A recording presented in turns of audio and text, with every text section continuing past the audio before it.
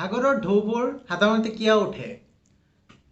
আপুনি য'ত থিয় হৈ আছে তাৰ পৰা পৃথিৱীৰ এপাক ঘূৰি আকৌ সেই স্থান পাবলৈ আপোনাৰ কিমান দূৰত্ব অতিক্ৰম কৰিব লাগিব? এনেকুৱা ধৰণৰ কিছুমান ফেক্টছ লৈ আজিৰ এই ভিডিঅ'টো বনাই আছোঁ। তো আহক ভিডিঅ'টো আৰম্ভ কৰোঁ। নমস্কাৰ, মই শিৱলি আপোনালোক সকলোকে মোৰ ইউটিউব চেনেল জ্ঞান আহৰণলৈ স্বাগতম জনাইছোঁ।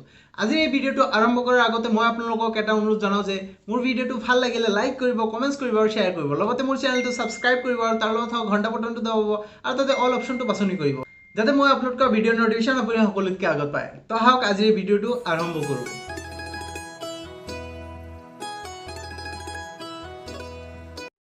Fact number 15। ইণ্টাৰনেট কেতিয়াৰ পৰা আৰম্ভ হৈছে?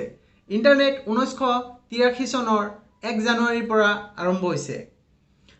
তেতিয়া ইয়াক নেটৱৰ্ক টু নেটৱৰ্ক বুলি কোৱা হৈছিলে।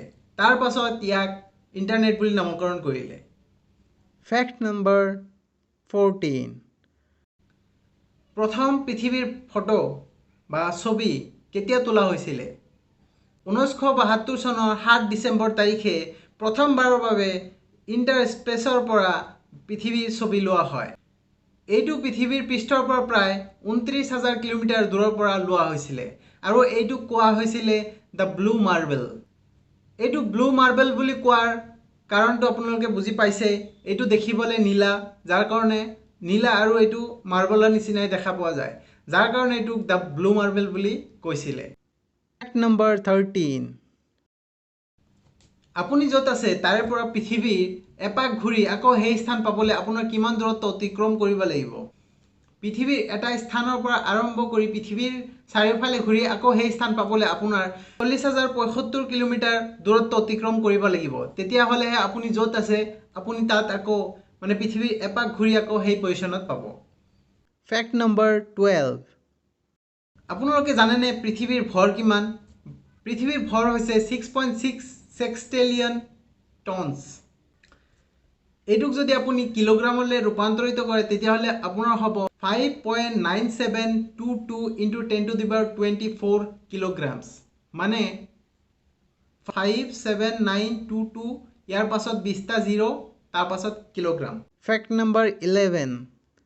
আপোনালোকৰ সকলোৱে প্ৰায় জানে পৃথিৱীৰ সৰ্বোচ্চ স্থানটো হৈছে মাউণ্ট এভাৰেষ্ট, কিন্তু আপোনালোকৰ বেছিভাগেই নাজানে যে পৃথিৱীৰ সকলোতকৈ ডিপেষ্ট অৰ্থাৎ গভীৰ ঠাইখিনিৰ নাম কি?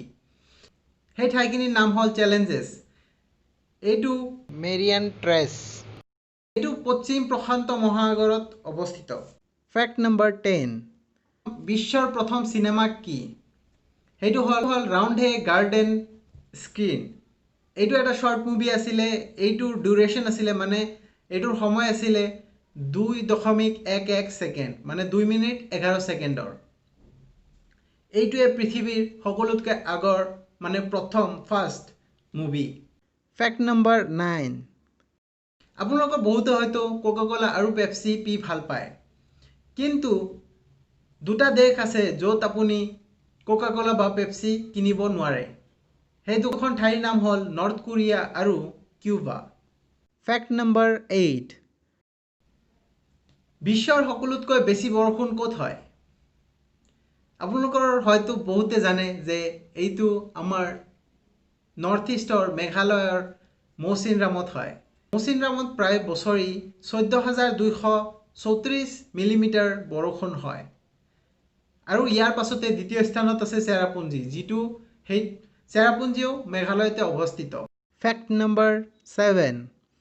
পৃথিৱীৰ সকলোতকৈ গৰম স্থানটোৰ নাম কি? গৰম জুখিবৰ বাবে ষ্টাণ্ডাৰ্ড যোনটো মেজাৰমেণ্ট হয় সেইটো হ'ল ভূমিপৃষ্ঠৰ পৰা 1.5 মিটাৰ ওপৰত।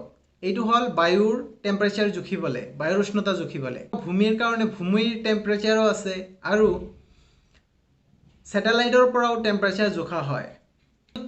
তো পৃথিৱীৰ সকলোতকৈ গৰম ঠাইখনৰ নাম হ'ল ফাৰ্নেক ক্ৰেক ৰাঞ্চ। এইটো কেলিফৰ্ণিয়া আমেৰিকাত অৱস্থিত। ইয়াতে 10 জুলাই 1913 চনত প্ৰথমবাৰৰ বাবে 56.7 ডিগ্ৰী চেণ্টিগ্ৰেড উষ্ণতা পাইছিলে। ইয়াৰ পাছত 2008 চনত চাইনাৰ দ্য ফ্লেমিং মাউণ্টেইনত 66.8 ডিগ্ৰী চেণ্টিগ্ৰেড পাইছিলে আৰু এইটো জুখিছিলে কৃত্ৰিম উপগ্ৰহৰ দ্বাৰা। Fact number 6। পৃথিৱীখন প্ৰতি ঘণ্টাত 1000 মাইলছ বেগেৰে গতি কৰি ঘূৰি আছে। কিন্তু আচৰিত কথা এইটোৱে যে ইয়াতে থকা মানুহ বা বেলেগ জীৱ জন্তু একোৱে এইটো ধৰিব নোৱাৰে। যেনেকুৱা আমি গাড়ীত গৈ থাকিলে স্পীড জানিব পাৰোঁ বা গৈ থকা বুলি অনুমান কৰিব পাৰোঁ, কিন্তু আমি যে পৃথিৱীৰ ওপৰত আছোঁ কিন্তু পৃথিৱীখন ঘূৰি আছে বা পৃথিৱীখন ইমান বেগেৰে ঘূৰি আছে আমি সেইটো কেতিয়াও ফিল কৰা নাই। ফেক্ট নম্বৰ 5, বিশ্বৰ আটাইতকৈ ডাঙৰ গাঁওখনৰ নাম কি? বিশ্বৰ আটাইতকৈ ডাঙৰ গাঁওখনৰ নাম হ'ল বানিয়াচং গাঁও। এইটো বাংলাদেশত অৱস্থিত। ফেক্ট নম্বৰ 4, বিশ্বৰ আটাইতকৈ ডাঙৰ নদীদ্বীপ আৰু আটাইতকৈ সৰু নদীদ্বীপ আমাৰ অসমতে আছে। সেই দুখনৰ নাম ক্ৰমে সকলোতকৈ ডাঙৰ হ'ল মাজুলী, যিটো 880 স্কুৱেৰ কিলোমিটাৰ, 880 বৰ্গ কিলোমিটাৰ, আৰু সকলোতকৈ সৰু হ'ল উমানন্দ। ফেক্ট নম্বৰ 3, পৃথিৱীৰ আটাইতকৈ ঠাণ্ডাৰ ঠাইখন হ'ল দ্য ইষ্ট এণ্টাৰ্কটিক প্লেটাও। ইয়াতে -93 ডিগ্ৰী চেণ্টিগ্ৰেডলৈকে তাপমাত্ৰা তললৈ যায়। এই ঠাইখিনি হ'ল পৃথিৱীৰ আটাইতকৈ ঠাণ্ডা ঠাই। ফেক্ট নম্বৰ 2, আপোনাক যদি সোধা হয় যে এদিনত কিমান ঘণ্টা, তেতিয়াহ'লে আপুনি হয়তো ক'ব যে এদিনত 24 ঘণ্টা। কিন্তু আচলতে 24 ঘণ্টা নহয়, এদিনত 23 ঘণ্টা 56 মিনিট আৰু 4 ছেকেণ্ডৰ হয়। আৰু এই বাকী থকা 4 মিনিটৰ কাৰণে 4 বছৰ মূৰে মূৰে এদিন লিপ ইয়াৰ বুলি ধৰা হয়। ফেক্ট নম্বৰ 1, সাগৰৰ ঢৌবোৰ উঠাৰ মূল কাৰণ হ'ল চন্দ্ৰৰ গ্ৰেভিটেশ্যনেল ফ'ৰ্চ, মানে চন্দ্ৰৰ মাধ্যাকৰ্ষণিক বলৰ ফলতে সাগৰৰ ঢৌবোৰ সৃষ্টি হয়। হয়নে ইণ্টাৰেষ্টিং ফেক্ট? আশা কৰিছোঁ আজিৰ এই ভিডিঅ'টো আপোনালোকৰ ভাল লাগিছে। যদি ভিডিঅ'টো ভাল লাগি থাকে তেতিয়াহ'লে ভিডিঅ'টো লাইক কৰিব, কমেণ্টছ কৰিব আৰু শ্বেয়াৰ কৰিব। মই আপোনালোকৰ বাবে এনেধৰণে নতুন নতুন ভিডিঅ' বা নতুন নতুন টপিকছ লৈ আহিম। ধন্যবাদ।